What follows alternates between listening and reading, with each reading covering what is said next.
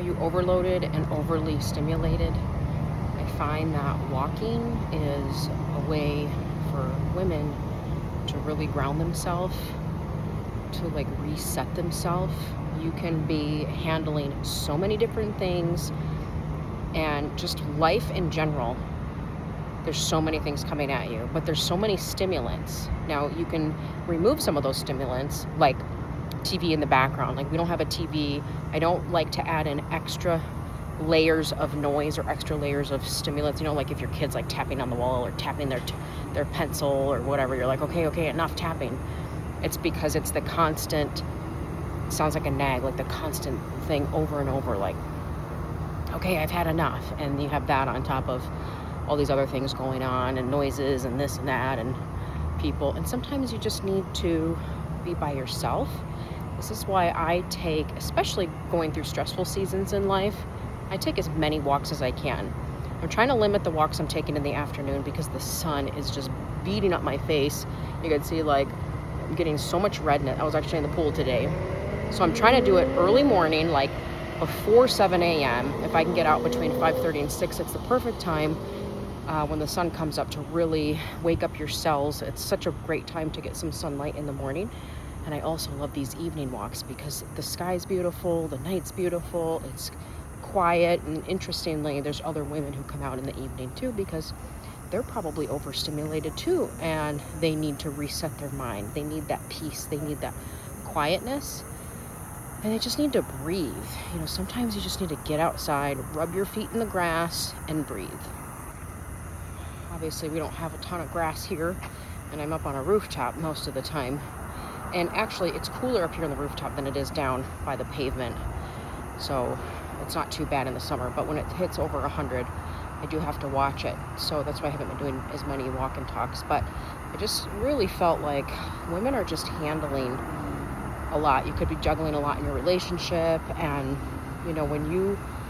here's some easy tips to navigate through some of these situations, and also what you might not need to what you can let go of to help with these stimulations and things that are adding. Okay, so you're married, you're probably going to have problems. All marriages usually have issues. Kids, there's going to be stuff like that. Okay, what can you limit with your kids? Can you limit the amount of sports or things that they're involved in so you aren't going all the time? I don't celebrate Halloween for multiple reasons, mainly because it's a conviction of mine and we don't engage in it. But let's say it's not a conviction of yours and you still do it. Well, there's still all of those stimulants. So going out, buying the stuff, being involved in it, parties, candy, and then your kid's going to be sick. Like, every kid is usually sick going into the holiday season. And people think, oh, it's because school started. No, it's because you just gave a bunch of junk candy. Now their immune system's compromised. And even though you're like, well, I only give them one piece a day, that's a ton. And so my son just asked me today, why did we used to be sick all the time, when we used to live at our old place? And I said, well, number one, our diet wasn't good. Like, he would eat Kit Kats. My husband would buy junk food because he was the main cook and the main shopper. And I had to really put a stop to that a couple of years ago. And I said, we're not going to do this anymore. We're literally killing ourselves. We're making ourselves sick. And it's triggering more stimulants, because taking care of kids is difficult enough. Now, taking care of sick kids, that's even more difficult, because then you're taking care of the sick house and it spreads through the whole family. So why are you causing that? Why are you allowing that by the food that you're giving? So if you clean up the diet, you're going to clean up the body. You're going to clean up. Now, my kids haven't been sick in years now. I take that back. Maybe one time they didn't feel good within the past 18 months. Maybe one time, a head cold or something like that. Before, it was, more frequent than not. As soon as we started cleaning up the diet, getting exercise, getting sunlight, and limiting outside really unnecessary distractions. For example, like unhealthy relationships. I stopped letting unhealthy relationships come in our home. That was a big deal for me. Things that I had to deal with, or toxic family members that I then had to, they're running through your nervous system, basically. So when you're dealing with a toxic family member, that's going all through your nervous system. And then even if they leave, or even if you stop talking to them, you're still dealing with the aftermath. So you're still like, well, you could be dealing with the aftermath for like a month. It's like if somebody was really stinky and they were sitting in your car and then they left, your car would still smell like them. So a lot of times your body is still dealing with the aftermath of what you went through, and you're just like, man, why do a month later and I'm still dealing with this, and the other person's gone on their merry way, and they're like, oh yeah, well, nothing, like they don't even care, it didn't even affect them. But you are left dealing with all of the stuff after that. Your body remembers. Your body, people don't think our bodies hold memory. Like, it's scientifically proven that your body remembers what happened in it. It remembers what it experienced as a child. This is why we carry the trauma in our bodies. So by putting up boundaries and not allowing those toxic relationships in, friendships too, friendships that were going nowhere, that really just pulled me down and caused a lot of problems. I had a few of them over the past few years, and they ended up being really, really toxic. And boy, when I put up boundaries, or when I really just let those go, the stress, everything, all my stress levels, everything went down. Because if you think about it, if you have a close friend who's complaining, or just, it's not good, maybe their intentions aren't good, or they're constantly having issues, and you're talking to them multiple times a week, or even once a week, that's putting you're putting yourself in a cycle. You're putting yourself in a constant stress mode. So you try to get out of it. By the time you're like de-stressed, okay, I'm decompressed, then they're calling you again, or they want to hang out again, or whatever. And so you're like, I just finally got to the point where I'm relaxed, and here it is again. And it's a cycle that goes all over and over. So you have to be the one that decides, I'm not going to engage in this anymore because it's destroying my well-being. And if it's destroying your well-being, you're not going to be a very good mother. You're going to be a worn out, beat up, complaining, exhausted mother. And a lot of times when we're in that state, you're so mentally overloaded that you can't focus on basic things. Like when I get to the point, if I'm mentally overloaded, because I homeschool, and we homeschool through the summer, and there's days where I'm like, I can't even, it's not that I'm physically tired, I'm mentally exhausted, and I can't even focus on what you're talking about or what you're doing. I'm mentally overloaded. So, and my kids, they actually, they're so good about it. My son sees, he's like, okay, Mom, he knows when I'm overly stimulated, so do my girls. And my son's always like, okay, Mom, I see that you're overloaded. What can I do? What can I do? Do you need me to unload the dishes? Do I need to fold laundry? What needs to get done? And he notices that when the space is in order, I feel so much better. Because sometimes I'm like, okay, everybody stop what you're doing, and we need to get this place in order. Like, put this away, take this trash out, clean up this mess, do this. We're going to take 30 minutes and we're going to knock all this out, and then we're going to start up again. And so, because the clutter in the house, especially like clutter, you're walking in a closet and you're like, oh, there's just stuff everywhere. The clutter in the house is emotionally draining. Also, it's mentally draining, and you're just constantly stimulating yourself over and over and over. And you're like, man, I just need a friggin' break. Like, you don't want to get to the point where you're like, just throw all this crap away, and you freak out and you blow up on everybody. So you gotta look for the areas that you can let go of. TV in the background, shut it off. If you're playing music throughout the home, or you listen to music that is not a healthy frequency, I'm talking about like music that has the power to heal. If you have jazz or even worship music playing, or something that's good frequency, that music can repair your cells in your DNA, or it can damage them.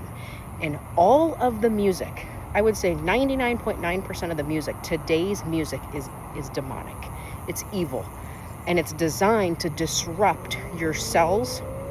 It causes confusion in your brain, in your mind. You're just like, yeah, why do I feel this way? And I used to go to a gym and work out, and all the time the gym had the worst music playing. I'm like, so here you are, you have these women trying to get away from a crazy life, a crazy home. They go to a place to work out with other women, and they're listening to degrading music the whole time. The worst music that you can play is playing through the airways while they're trying to regulate their nervous system and work out and support each other. It was just terrible. I stopped working out there because I was like, I can't take this. It's extremely vulgar. And I'm not talking about upbeat, EDM music or some upbeat music, which still could probably be not good frequencies. But you have to understand that your nervous system is responding to the frequencies of the music that you're listening to, the music that you're playing through your house. I would never let Taylor Swift play through our home. I know people think that's harmless and it's harmless with their kids. No, it's not. Girl professes to be a witch. Her music is trash. It's all toxic. I would never pump that through the airways in my home and put it in my kids' mind. So you really have to wake up to what is it that is overly stimulating me, and why can't I focus on getting these other things done, and why don't I feel at peace? Why am I always feeling like on edge? This will probably help your marriage too a little bit, because you're removing things that may not be obvious obviously they're not as obvious as this is affecting you, but they're like those hidden things that are taking up not only the mental space but the emotional space. And it's still things that your body has to go through. It has to go through. All of this stuff has to run through your nervous system. And so if you can limit some of that stuff, and then as you're limiting it, try to find things that bring you joy. What are the things that bring you joy? Like for me, I love being outside. I love it. I have to. I tell my kids, I'm like, I need to go on a walk. I need a 10-minute break. I need to do that and not feel guilty for it, not feel bad for it. And I don't, but I'm saying like some moms can feel bad. Like, oh, well, I'm doing this for myself. I used to take a bath, be like, I'm taking a bath 20 minutes. Sometimes it was in the morning or right after breakfast. I'm like, you know what? I just need a break. And so you're doing that to refill your cup in in little doses. You're refilling it in little doses so you can stay sharp, so you can stay your best, so you can be your best, so you have time to giggle and laugh with them and watch that silly movie with them or play that card game or take them somewhere. So you have that time to do it. And so you have to keep kind of refilling yourself a little bit at a time so you're not overloaded, and so your body is not overloaded. Because you might say, oh, I'm fine, and I guarantee you get your minerals tested and your adrenals tested. And I did that last year. And when I had my adrenals tested, boy, it showed I am not fine. I'm a wreck. And I was literally in burnout stage. I was in burnout stage because I was trying to handle everybody else's problems. I was trying to handle way too much, and I had way too much going on. So I had to simplify and really just take inventory of what am I involved in that's not producing fruit? What relationships am I involved in? What can I do better at? And just really, trim all of that fat so then I'm not in this overly stimulated state all the time. And when you're in that state all the time, you're usually feeling like, oh, I gotta do more, I gotta show up more, I gotta accomplish more if I do this and I do that. And you're running yourself into the ground.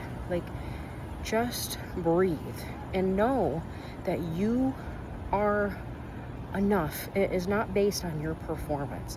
If your spouse or your parents growing up or anybody has made you feel like your love is based on, or their love is based on your performance, that's a big fat lie, because you're never going to be able to do God loves us. We're saved by grace.